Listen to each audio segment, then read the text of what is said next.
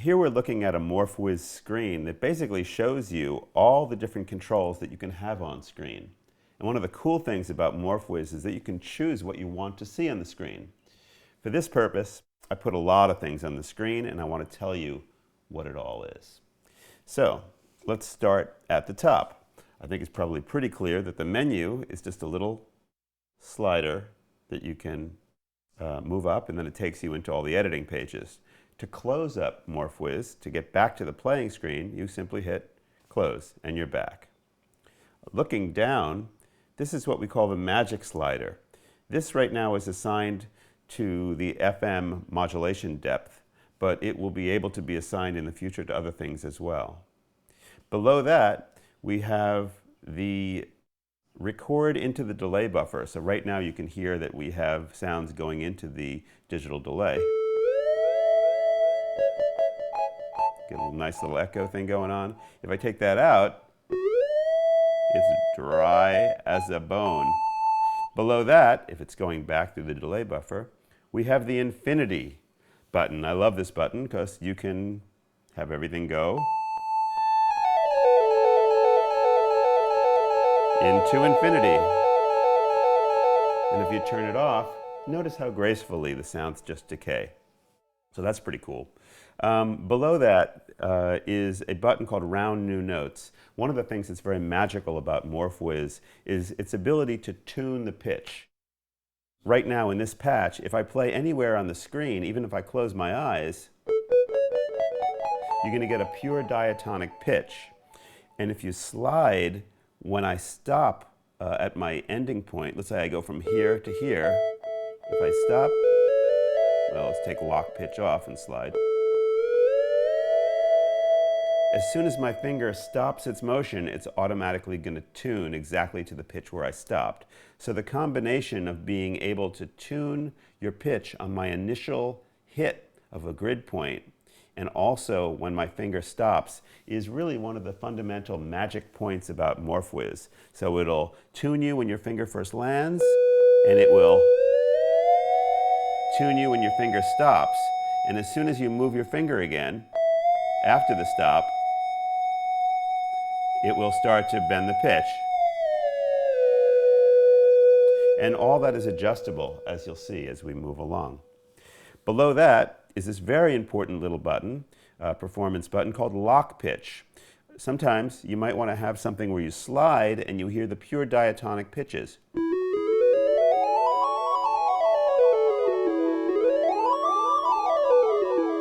And other times you might want to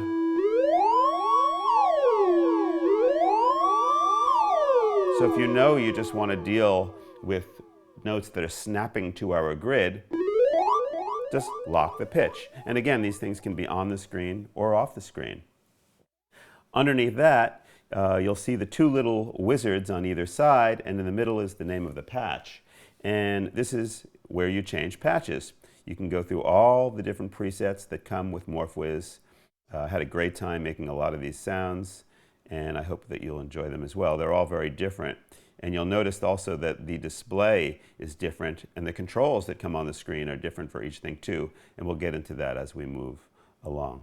So let's go back to the MorphWiz All patch that I made to show you what else is on the screen. Up top, it's very important to have an octave switch. When I started working with this technology, I realized it was one of the most important things. It basically lets you do something. Let's just play.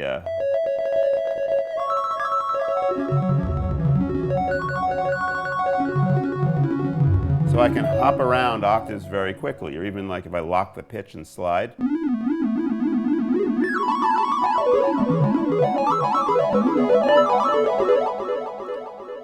So I can move around my range very, very quickly. The octave will be a good friend of yours for sure. And then this is a handy little thing. At top, you can literally slide this keyboard around. And what that's showing you is the bottom note of the grid and the top note of the grid. So you can easily move around your range. Like right now, my lowest note is D, and I go from D to D. And you can set the number of octaves that is on your playing surface as well. Everything from 1 octave to 6 octaves, and we'll get to that. The other thing that's on the screen right now are the record controls. What's pretty cool is that this little area here shows you your counter for when you're in the sequencer, and will show you every beat. And it's nice and visual. I'll do a sequence and not even need the metronome turned on. I'll just watch the little counter go by. And you can touch anywhere in this area, and it will bring your counter exactly to that spot, which is very convenient.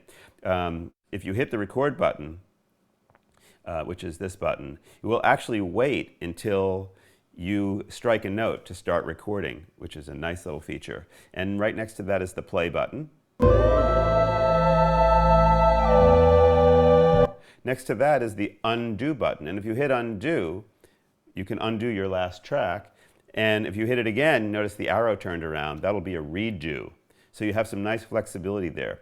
So if you're recording along and you decide, oh, I made a mistake, you can undo that, and it will undo everything since the last time you pressed record.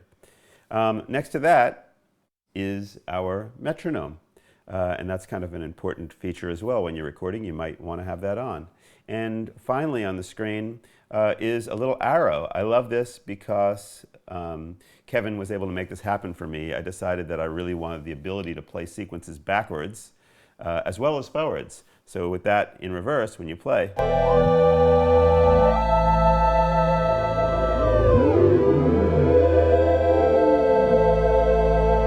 the whole thing is going in reverse. And you can change that up as you're recording, a little bit backwards, a little bit forwards. It's really quite fun.